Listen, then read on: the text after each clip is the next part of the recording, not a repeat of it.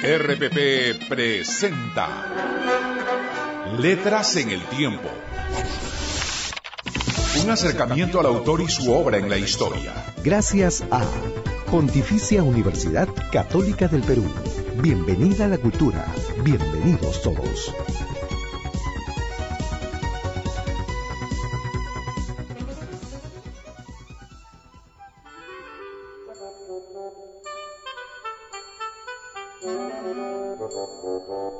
Muy buenos días, amigos, feliz Navidad para todos. Ayer la deben haber pasado en compañía de su familia y estoy segura que han tenido gratos momentos compartiendo estas importantísimas fiestas. Nosotros aquí en Letras en el Tiempo hemos querido sumarnos al espíritu navideño y estuvimos pensando durante toda la semana qué podemos hacer este sábado para hacer un programa que nos ayude a entender mejor la Navidad, lo que es el espíritu de fraternidad, lo que es el nacimiento de Jesús, porque esta es una fiesta religiosa.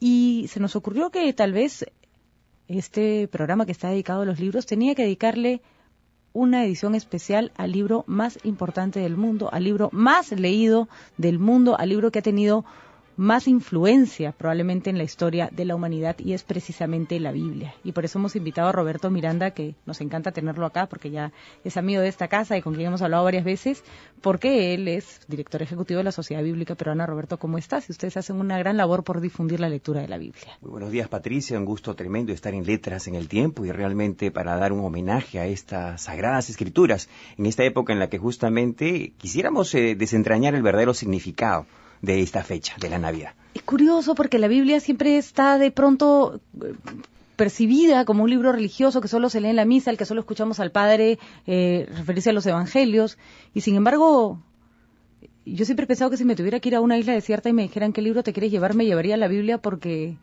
es el que más historias tiene, claro, y el que puede ser leído de formas distintas, porque ni siquiera hay que ser cristiano para acercarse a la Biblia. Así es, no es un libro netamente religioso, es una joya literaria. Mira, tenemos poesía, profecía, libros sapienciales, proverbios, ¿no es cierto? Y historias que realmente pueden ayudar a muchos seres humanos a mejorar incluso su estilo de vida. Así es. Y es muy importante porque nosotros creemos que la difusión de este texto y sobre todo de la palabra de Dios, como conocemos las Sagradas Escrituras, es muy importante en cada sociedad. Como lo has dicho, es el libro más leído y el más traducido. Es el primero que fue impreso por Gutenberg, por ejemplo, en la gran imprenta esta que él pues... ¿Qué tal visión la de Gutenberg, no? Así es, ¿no?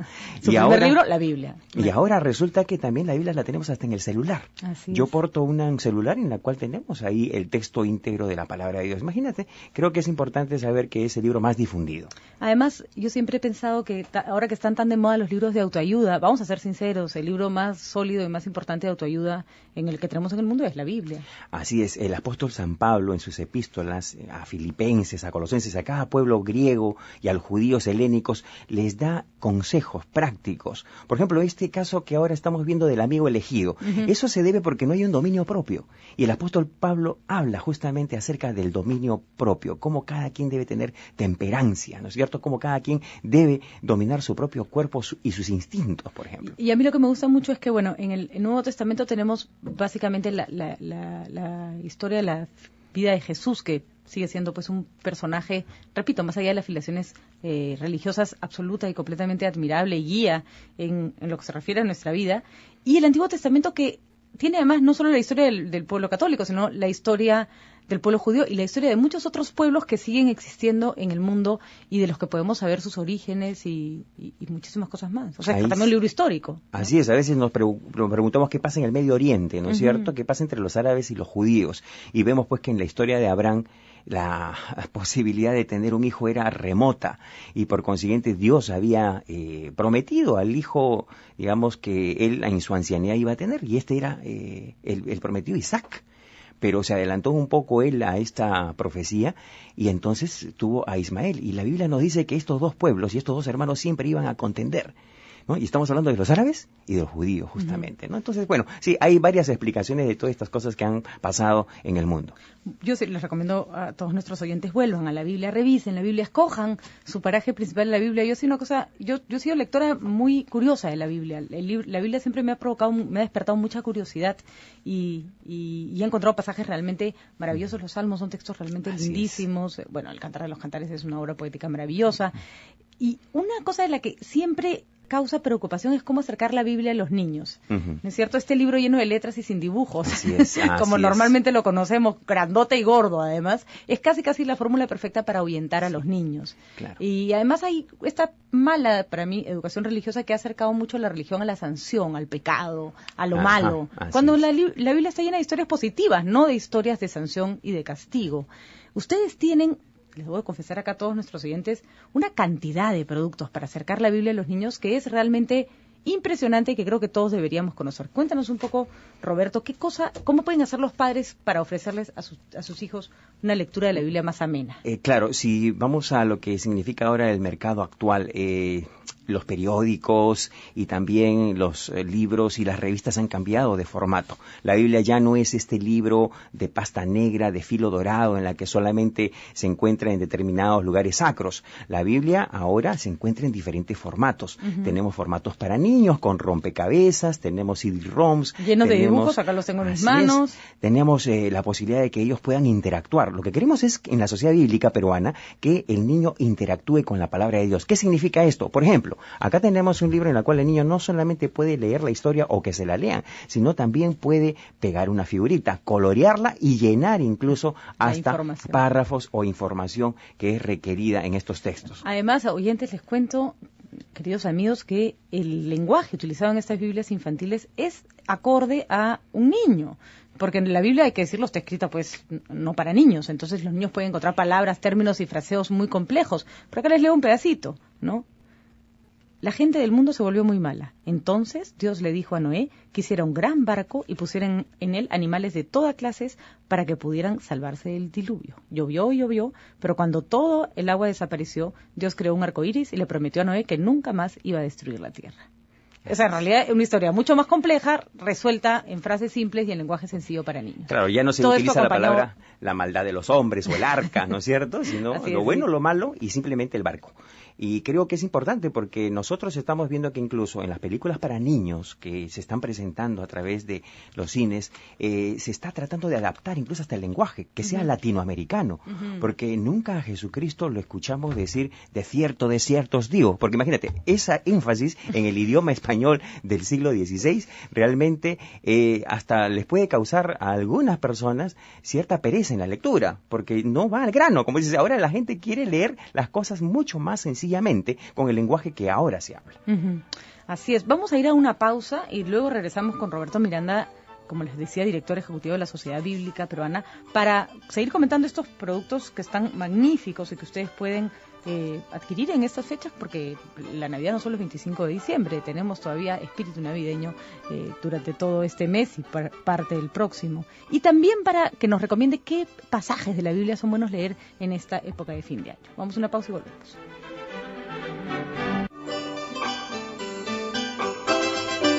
Continuamos, amigos, conversando con Roberto Miranda, director ejecutivo de la Sociedad Bíblica Peruana, porque hoy es 26 de diciembre y hoy recordamos el nacimiento de Jesús. Esta es la fecha religiosa más importante para los católicos y cristianos, y creo que es fundamental recordarles a los niños un poco de dónde salen estas historias, de dónde sale finalmente, la versión de lo que significa nuestra religión o lo que significa una figura tan importante como la de Jesucristo para la humanidad. Y Roberto, yo te preguntaba, hemos estado hablando antes de la pausa de la cantidad de formatos en que ahora se presenta la Biblia para acercar a los niños y no enfrentarlos de frente al texto original, por decirlo de alguna manera, que más es lo que los ahuyenta. Tú me estabas hablando incluso que acá tienen DVDs, ¿no es cierto?, con pasajes de la Biblia contados en historias animadas. Así es, ¿no? Y tiene todo un estilo de presentación muy competitivo, porque tú sabes, ahora hay películas de Disney, ¿no es cierto?, en la que nos muestran toda la tecnología en los dibujos animados, y estas películas tienen eso justamente, ¿no? La narración de una ovejita que narra la historia del nacimiento de Jesús, por ejemplo, ¿no?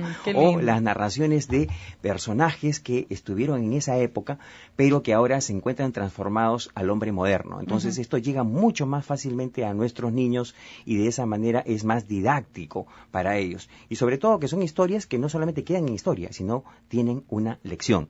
Como llamaríamos nosotros, tienen una moraleja, vamos a decirlo, ¿no? Y a mí lo que me parece ya osado y además magnífico es que tenemos una versión de historias de la Biblia, el Mesías, se llama en manga, en este trazo japonés magnífico de los cómics. La verdad que está espectacularmente bien hecho, y esto es un intento por acercar la Biblia a los jóvenes. Así es, realmente ahora la juventud está exigiendo nuevas presentaciones, nuevos formatos, y el anime o manga realmente es la manera más fácil de llegar. Estos chicos que ahora están haciendo, por ejemplo, grafitis en las calles, estos muchachos les gusta el arte. Y les gusta también la lectura, pero una lectura ahora con diseños gráficos que les puedan interpretar incluso en su generación. Ya no es el Jesucristo Superstar de los 70, es el Jesucristo ahora en anime, como tú le puedes ver, con un look especial, realmente espectacular para que los jóvenes puedan saber acerca de la historia de Jesús. Nada que envidiarle a los superhéroes japoneses. Roberto, cuéntanos, ¿qué pasajes de la Biblia recomiendas en la lectura en familia en estos tiempos, estos días? Bueno, realmente en el Nuevo Testamento, que es la segunda parte de la Biblia, encontramos los evangelios. Y en los evangelios nos narra cada uno de los 4 evangelistas detalles del nacimiento de Jesucristo. ¿Cuál de los 4 evangelistas te parece que aborda mejor el tema del evangelio? Lucas es un evangelista que ha recopilado información y además lo hizo exprofesamente para que pueda ser leída, especialmente por los judíos helénicos, es decir, los judíos que estaban prácticamente en la diáspora, o sea, estaban en las zonas griegas, y entonces fue escrito en griego. Y esta información que él recopila es detallada. Ahí están cada uno de los milagros que Jesucristo hizo en la tierra, cada una de las enseñanzas. Y veamos que las enseñanzas que Jesús dio, las más importantes, no las dio necesariamente en la sinagoga, sino que se fue a la montaña, se fue a buscar a los pescadores, se fue a buscar al cobrador de impuestos, a la gente que era mal vista en ese entonces. Entonces vemos a un Jesucristo que realmente se acerca al pueblo, se acerca a la gente, y no se queda en sus 4 paredes, no se queda en su sinagoga, ¿no es cierto?, en la cual normalmente a veces hacemos un lugar de culto. Y es curioso porque hay muchas cosas que no sabemos, ¿no es cierto? Como que, por ejemplo, los 4 evangelistas no cuentan la misma historia, ni cuentan las mismas cosas. Hay detalles. Hay detalles. Además, algunos omiten ciertos pasajes de la vida de Jesús que están en unos evangelios y no están en otros. Yo recuerdo haber hecho hace mucho tiempo un artículo periodístico, hace mucho tiempo, Roberto, porque encontraron el cráneo de una persona de 33 años que había vivido en la misma época de Jesús y que presuntamente había sido de la misma raza, etnia, etcétera. Y a raíz de eso, con computadora, reconstruyeron un rostro y dijeron, bueno, no es Jesús, pero se puede haber parecido a este señor, ¿no? Y claro, no era precisamente un señor muy guapo, bueno. Entonces, y sus facciones eran, no era una persona ni de ojos azules, ni rubia, ni nada. De Hollywood. No era para nada, ¿no? Entonces hubo mucha reacción, a mí me dio mucha risa porque hubo mucha reacción, la gente salió a decir, no, Jesús no puede haber sido tan feo. Y yo dije, bueno, vamos a averiguar cómo era, ¿no? O sea, tratemos de reconstruir, y en la Biblia no encontré una sola referencia a su aspecto físico. Me llamó muchísimo la atención. Ninguno de los 4 que escriben sobre Jesús dicen si tenía el pelo largo, corto, ojos marrones o negros. No hay un interés por describirlo físicamente. Cuando se describen, por ejemplo, personajes como José o David, se dice que eran de un rostro bello, que eran personas de cuerpo bello. Pero cuando se habla de Jesús, los evangelios no dicen nada con respecto a su aspecto físico. No obstante, en el libro de Isaías, un profeta 700 años antes, decía que el Cordero de Dios, el Hijo, el Mesías, no iba a tener un aspecto o apariencia significativa. Es decir, iba a pasar desapercibido. Y acuérdate de la noche en la que Jesús fue prendido, Judas lo que hizo fue justamente besarle para que lo identifiquen, porque podía haber pasado desapercibido como uno más del grupo. O sea, no había un halo, un ardiente alrededor de él, ¿no?, que le brille el rostro, no había eso. Y no era especialmente guapo ni especialmente apuesto. A mí me dio risa porque la teoría que manejaba yo en este artículo que hice para el periódico fue, bueno, probablemente no lo describen porque no tenía nada especial para ser descrito, ¿no? Era uno más, ¿no? Y además si estaba hecho a imagen y semejanza del hombre, pues del hombre común y corriente, supongo que puede haber sido la interpretación. Y su trabajo había sido de carpintero, por consiguiente, mire, digamos, hay que interpretar la manera como él pudo haber trabajado o desarrollado los músculos o las manos, cómo las pudo haber tenido, ¿no?, por haber trabajado manualmente. Bueno, y esto para nuestros oyentes, porque para ya terminar de contarles la anécdota, cuando yo me puse a pensar entonces de dónde sale este rostro de Jesús que consumimos, ¿no es cierto? Que es la imagen que tenemos grabados desde pequeños. Y claro, es europeo, pues es europeo, ¿no? Es toda cuando la religión católica invade ya Europa, los pintores, a falta de un rostro, le ponían los rostros que ellos conocían. Y la Virgen María igual, la Virgen María debe haber sido mucho más trigueña, por decirlo de alguna manera, con la forma como es representada. Incluso había pintores que a falta de rostro para Jesús le ponían el suyo propio, había una acto casi de osadía, ¿no? Así es. Y todo eso uno lo puede descubrir leyendo la Biblia, porque la Biblia tiene una parte, como lo decíamos, histórica también, ¿no? Si bien es cierto, no describe su físico, pero describe su conducta, ¿no? Era una persona amorosa con los niños se le acercaban, y es tenía dato, un apil, ¿no? especial con ellos. Y que no describan su físico es un dato, que nos hace es. pensar, ¿no? A ver por qué no, y nos obliga, como a mí me obligó en ese caso a averiguar por qué no describen su físico, ¿no? Y uno puede aprender muchísimas cosas. Pero hablaba con autoridad, dice la Biblia, o sea, tenía una manera, una firmeza, era una persona elocuente. Y además, imagínate, para poder hablar a 5.000 personas desde la parte más alta de una montaña, tuvo que haber llevado pues una buena voz, ¿no? Para poder llegar a cada uno de ellos. Y hay que decirlo, ¿no? La historia del nacimiento de Jesús es una historia maravillosa, es una historia tierna, es una historia que tiene todo, tiene drama, tiene pero una gran sufrimiento, humildad, ¿no? Tiene humildad, Sí. y hay que recordarla, recordarles a los niños que la Navidad es Jesús, que la Navidad es el nacimiento del niño Jesús. Eso es lo que celebramos, no Papá Noel y los regalos, que está bien para pasar el rato, y ¿no? ese niño que vino con una misión, ¿no? O sea, ya desde que nació ya estaba él condenado, vamos a decir, a morir, porque justamente el apóstol San Juan decía lo siguiente, en el libro de Juan dice que tanto amó Dios al mundo que tuvo que enviar a su Hijo, unigénito, el único, para que todo aquel que en Él cree no se pierda, sino que tenga vida eterna. Y el Señor no vino para condenar al mundo, sino para salvarlo. Y a veces tenemos un evangelio que condena, ¿no es cierto? Un evangelio que es muy duro, que es muy crítico. Y el evangelio es amor, justamente, ¿no? Y en estas fiestas justamente compartimos el amor de Dios. Y Roberto, ¿algún otro pasaje de la Biblia que te parezca interesante compartir, que tú recomiendes su lectura en familia? Sí, para mí los salmos interpretan, escritos por el rey David, interpretan todo el interior que un ser humano puede sufrir o puede sentir, ¿no? Realmente el Salmo 23 hace que el escritor, que es el rey David, en esa época un pastorcito, ¿no es cierto? Se crea pues una pequeña oveja y dice, el Señor es mi pastor, nada me va a faltar y me va a llevar por lugares tan delicados y cuyos pastos los voy a consumir, ¿no es cierto? Entonces es tan lindo que el Salmo 23, digamos, es un salmo que también nos alienta a saber que existe un Dios que nos va a proteger, nos va a cubrir. Hay otros libros interesantes, como por ejemplo los Proverbios, ¿no? Hay una frase muy importante que Salomón manifiesta y dice, la blanda respuesta quita la ira, pero la palabra áspera hace subir el furor. Y eso lo vemos todos los días, ¿no? A veces nosotros no tenemos la capacidad o la inteligencia espiritual o la inteligencia emocional, como decimos ahora, para poder bajar un poco el tono de los diálogos o de las discusiones. Y la Biblia nos dice, la blanda respuesta quita la ira, pero si tú tienes una palabra áspera, es como meterle más leña al fuego, ¿no? Entonces es interesante. Todas estas cosas, el apóstol San Pablo nos habla también de diferentes partes de la conducta humana. Y es más que un psicólogo en muchos casos, ¿no? Porque nos dice de las envidias. ¿De dónde vienen las envidias? El deseo carnal, la lascivia y todas estas cosas. Viene del corazón del hombre, ¿no? Y entonces, y de lo que el corazón siente, de eso habla la boca. Y a veces nosotros a veces no somos tardos en hablar, sino más bien decimos las cosas antes de pensarlo. Y la Biblia nos enseña a tener un dominio especial, ¿no? Que creo que son lecciones importantes y rescatamos los valores que la Biblia nos trae.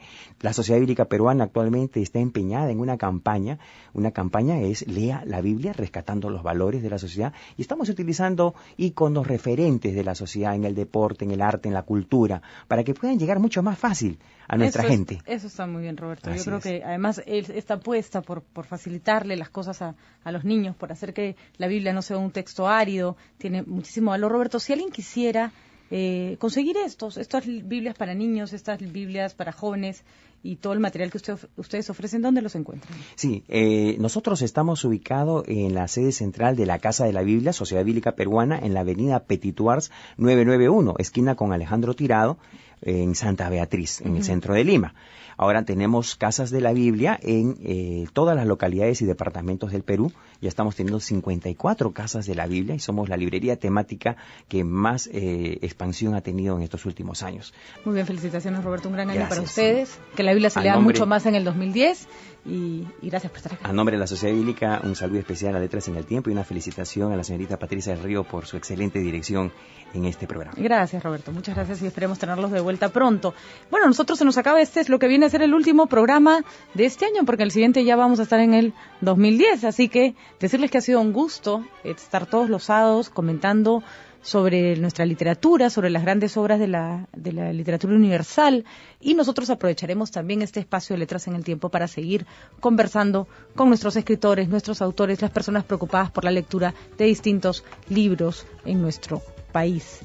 Un feliz año para todos ustedes. Les recordamos que siempre pueden entrar a nuestro blog de Letras en el Tiempo. Lo van a encontrar en nuestra página web www.rpp.com.pe.